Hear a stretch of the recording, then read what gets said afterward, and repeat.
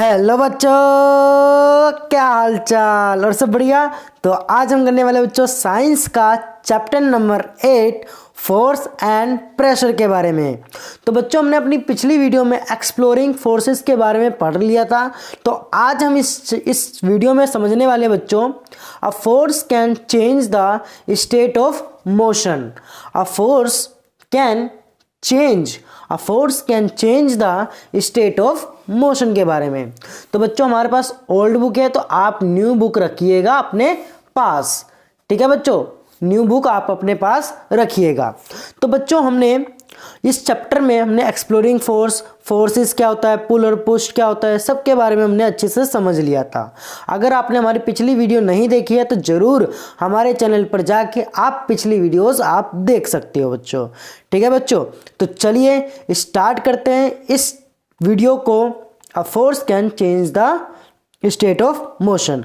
अगर आपने हमारे अभी तक चैनल को सब्सक्राइब नहीं करा है तो ज़रूर चैनल को सब्सक्राइब कर देना बच्चों, और बेल आइकन दबाना ना भूलना, और अपने दोस्तों के साथ ज़रूर शेयर कर देना बच्चों। तो चलिए स्टार्ट करते हैं। देखो बच्चों, let us now find out what happens when a force act on an object. मतलब बच्चों यहाँ पर सबसे पहले ये समझेंगे a force can change the state of motion की हिंदी क्या होती है। अब बल वस्तु की गति की अवस्था में परिवर्तन कर सकता है। अब इसमें देखो, इसमें लिखा हुआ था let us now find out what happens when a force act on an object. आइए अब ज्ञात करते हैं कि जब किसी वस्तु पर बल लगता है तो क्या होता है। देखिए activity 8.3, take a rubber ball and place it on a level surface such as table top or a concrete floor. Now gently push the ball along the level surface. Figure 8.6. Does the ball begin to move? Push the ball begin while it is still moving. Is there any change in its speed? Does it increase or decrease? अब इसमें बच्चों ये बोला गया है कि रबड़ की एक गेंद लीजिए तथा इसे किसी समतल सतह जैसे कि मेज हो गया या कंक्रीट के फर्श पर, या अब गेंद को धीरे से समतल सतह पर क्या करना है बच्चों, धक्का दीजिए। उसे क्या कर दो, धक्का दे दो, पुश कर दो उसे। ठीक है बच्चों, और क्या गेंद गति में आती है, क्या गेंद मूव करेगी? बिल्कुल मूव करेगी, वो तो मूव करेगी। और गतिशील गेंद को फिर से धक्का दीजिए, क्या इसकी चाल में कुछ परिवर्तन होता है? हाँ, ये बढ़ती भी है और आगे जाके ये घटती भी है, इंक्रीज भी होती है और डिक्रीज भी होती है। Next, place your palm in front of the moving ball. Remove your palm as soon as the moving ball touches it. Does your palm apply a force on the ball? What happens to the speed of the ball now? Does it increase or decrease? What would happen if you let your palm hold the moving ball? देखो बच्चों, अब इसमें ये बोला हुआ है कि अब यहाँ पर बोला है कि अब अपनी हथेली को गतिशील गेंद के सामने रखिए। जैसे ही गतिशील गेंद इसे स्पर्श करे, हथेली को हटा लीजिए। क्या आपकी आपकी जो हथेली थी, जो गेंद पर कोई बल लगाती है, क्या बल लगाती है? गेंद की चाल पर इसका क्या प्रभाव पड़ता है? क्या ये बढ़ती है या घटती है? यदि आप गतिशील गेंद को अपनी हथेली से रोक लेते हो तो क्या होगा? तो चलिए अब इसके बारे में भी हम जान लेते हैं बच्चों। आगे बने रहिएगा बच्चों।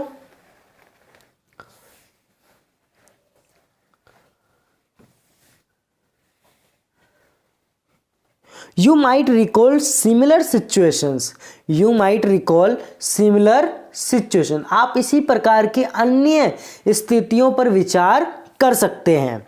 ठीक है बच्चों, for example while taking a penalty kick in football, the player applies a force on the ball before he being hit. The ball was at the rest and so its speed was 0। अब बच्चों यहाँ पर यह बोला हुआ है कि उदाहरण के लिए ले लिया, यहाँ पर क्या ले लिया बच्चों, पेनल्टी। पेनल्टी किक ले ली, लेते समय खिलाड़ी गेंद पर बल लगता है, किक लगने से पहले गेंद क्या हो जाती है बच्चों, रेस्ट में हो जाती है, मतलब विराम अवस्था में हो जाती है, वो विराम अवस्था में। और अतः इसकी चाल शून्य हो जाती है, उसकी चाल क्या हो जाती है बच्चों, शून्य, जीरो हो जाती है। The applied force make the ball move toward the goal, toward the goal. अब इसमें क्या बच्चों कि लगाए गए बल ने गेंद को गोल की ओर की प्रति मतलब गति की प्रदान की है। ठीक है बच्चों।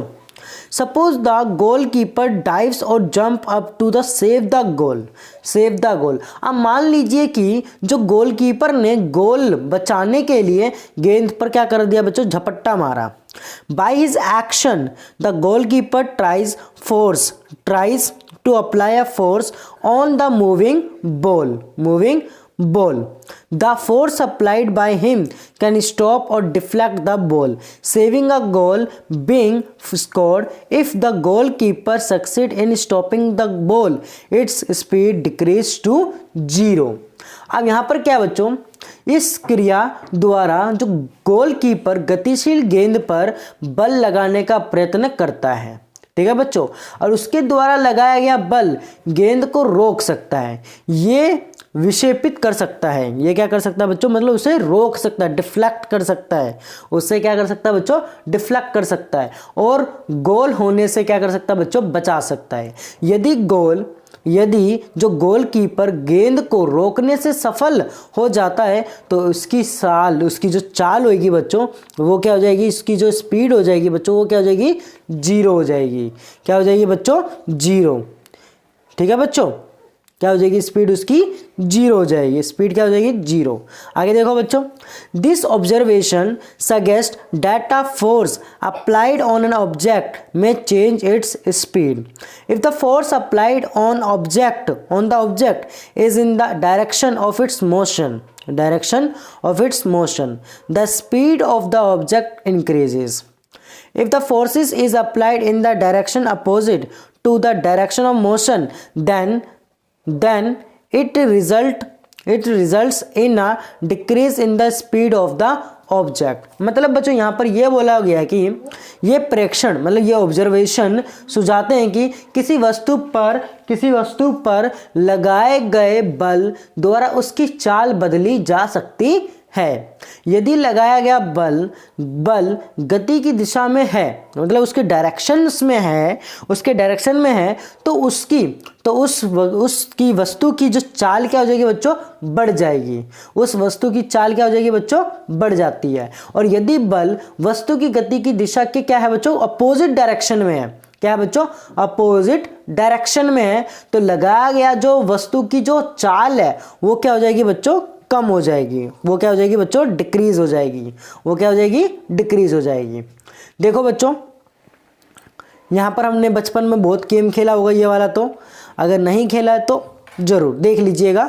यह बचपन में बहुत बच्चे ये गेम खेलते हैं। देखो यहाँ पर देखो, I have seen children competing with one another in moving a rubber tire or a ring by pushing it. Figure 8.7 होगा बच्चों, यहाँ पर न्यू बुक में 8.7 है। I now understand why the speed of the tire increase whenever it is pushed. अब बच्चों यहाँ पर बोला गया है कि मैंने बच्चों को एक दूसरे से रबड़ के टायर या किसी घेरे को धकेल कर तेज चलाने की ओर लगाते देखा है। अब मैं समझ गया हूं कि धक्का देने पर टायर की चाल क्यों बढ़ जाती है, क्योंकि बच्चों अगर कोई बॉल एक ही डायरेक्शन में, सेम डायरेक्शन में है और उस पर वही फोर्स दोबारा से लगाया जाता है तो उसकी जो स्पीड हो जाएगी वो क्या हो जाएगी बच्चों, बढ़ जाएगी। उसकी स्पीड क्या हो जाएगी बच्चों, बढ़ जाएगी। अगर इसी चीज को अपोजिट डायरेक्शन में करा जाए, यहां पर बल ना लगा के यहां बल लगा दिया जाए तो उसकी जो स्पीड क्या हो जाएगी बच्चों, डिक्रीज हो जाएगी, वो 0 हो जाएगा।